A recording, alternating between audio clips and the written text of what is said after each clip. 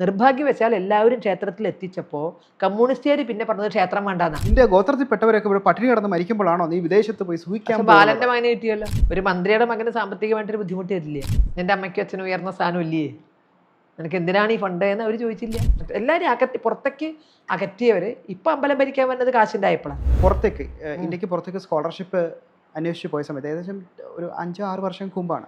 അദ്ദേഹത്തിനിടയ്ക്ക് അവിടെ ഉണ്ടായ പട്ടികജാതി പട്ടികവർഗ ക്ഷേമ വകുപ്പിൽ ജോലി ചെയ്യുന്ന ഒരാൾ പറഞ്ഞൊരു കാര്യമാണ്, നിന്റെ ഗോത്രത്തിൽപ്പെട്ടവരൊക്കെ ഇവിടെ പട്ടിണി കിടന്ന് മരിക്കുമ്പോഴാണോ നീ വിദേശത്ത് പോയി സൂഹിക്കാൻ. ബാലന്റെ മകനെ കിട്ടിയല്ലോ. AK ബാലന്റെ മകന് വിദേശത്ത് പഠിക്കാനുള്ള സ്കോളർഷിപ്പ് കിട്ടിയല്ലോ. അതാണ് വ്യത്യാസം. ഒരു മന്ത്രിയുടെ മകന് സാമ്പത്തികമായിട്ടൊരു ബുദ്ധിമുട്ട് വരില്ല.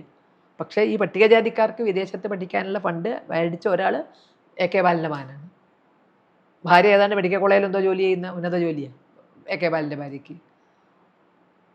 പക്ഷേ AK ബാലൻ്റെ മകന് ഈ പൈസ കിട്ടി. ഈ ചോദ്യം അവരോട് ചോദിച്ചില്ല. നിൻ്റെ അമ്മയ്ക്കും അച്ഛനും ഉയർന്ന സ്ഥാനം ഇല്ലേ? നിനക്ക് എന്തിനാണ് ഈ ഫണ്ട് എന്ന് അവർ ചോദിച്ചില്ല. പക്ഷേ പാവപ്പെട്ടവനോട് ചോദിക്കും. അതാണ് വ്യത്യാസം. അപ്പോൾ ഇത് രാഷ്ട്രീയപരമായിരിക്കുന്ന കാര്യം ആണെന്നാണോ ടീച്ചർ പറഞ്ഞത്? ഇത് ഈ പറഞ്ഞ മാതിരിയാണ്, നേരത്തെ പറഞ്ഞതാണ് സത്യം. പാവപ്പെട്ടവർക്ക് വേണ്ടി ഇത് സംഗതി ഒപ്പിച്ച് പാട്ട് പാടണമെങ്കിൽ പാവപ്പെട്ടവനായിട്ട് തന്നെ അവിടെ നിൽക്കണം. അവൻ മേലോട്ട് വരരുത്. ആ ഒരു ചവിട്ടി താഴ്ത്തൽ നടന്നില്ലായിരുന്നെങ്കിൽ ഇവരൊക്കെ മുഖ്യധാരയിലേക്ക് എന്നേ എത്തുമായിരുന്നു.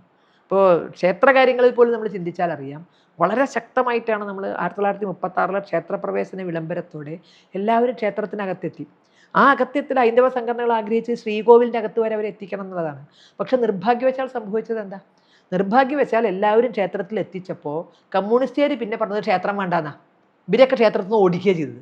അതിന് വിശ്വാസമേ വേണ്ട. ക്ഷേത്രമുറ്റത്തെത്തിയ പട്ടികജാതിക്കാരനാകാം പട്ടികവർഗ്ഗക്കാരനാകാം, അവൻ ക്ഷേത്ര ശ്രീകോവിലിനകത്തേക്ക് പൂജാരിയായി കർമ്മങ്ങൾ ചെയ്യുന്ന ഒരവസ്ഥയിലേക്കൊക്കെ അവർ മാറുന്നതിന് പകരം ഇവർ പിന്നെ ഇവരുടെ വിപ്ലവം കാണിക്കണം എന്താ? പിന്നെ 1939 കമ്മ്യൂണിസ്റ്റ് പാർട്ടി ഇവിടെ ഉണ്ടായി.